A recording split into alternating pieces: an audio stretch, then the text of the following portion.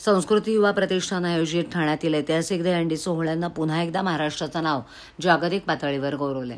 तब्बल 13 वर्षापूर्वी म्हणजे 10 ऑगस्ट 2012 रोजी संस्कृती युवा प्रतिष्ठानच्या दहीहंडी सोहळ्यानं गिनीज वर्ल्ड रेकॉर्डची नोंद केली आणि आता पुन्हा एकदा कोकण नगर गोविंदा पथकानं 10 धारांचा मानवी मनोरा यशस्वीरित्या रचत जागतिक विक्रम प्रस्थापित केलाय। श्री सिद्धिविनायकाच्या साक्षीनं या अभूतपूर्व कामगिरीची दखल घेत गिनीज वर्ल्ड रेकॉर्डचे वरिष्ठ अधिकारी स्वप्नील डांगरकर यांनी यांचं अधिकृत प्रमाणपत्र सुपूर्द केले। हा सोहळा प्रभादेवी येथील सिद्धिविनायक मंदिरात मोठ्या उत्साहात पार पडला। सध्या गणेशोत्सव सुरू असून या मागे श्री सिद्धिविनायकाचे आशीर्वाद आहेत, म्हणूनच या विश्वविक्रमाला गवसणी घालता आली आहे। त्यामुळे सिद्धिविनायकाचे आभार मानून पुन्हा नव्या काळाचा बळ दे यासाठीच हा सोहळा बाप्पाच्या मंदिरात आयोजित करण्यात आला।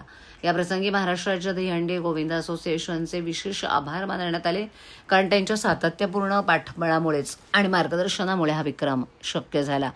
कोकण नगर गोविंदा पथक हे 10 तरांचा विक्रम अधिकृतपणे गिनीज वर्ल्ड रेकॉर्डमध्ये नोंदवणारं पहिलंच पथक ठरलंय।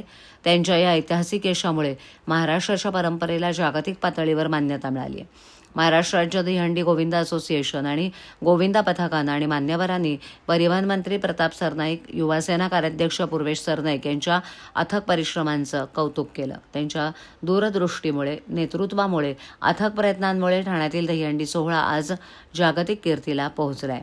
यावेळेला युवासेना कार्याध्यक्ष पूर्वेश सरनाईक म्हणाले की दहीहंडी ही केवळ परंपरा नसून महाराष्ट्राच्या सांस्कृतिक अस्मितेचं प्रतीक आहे।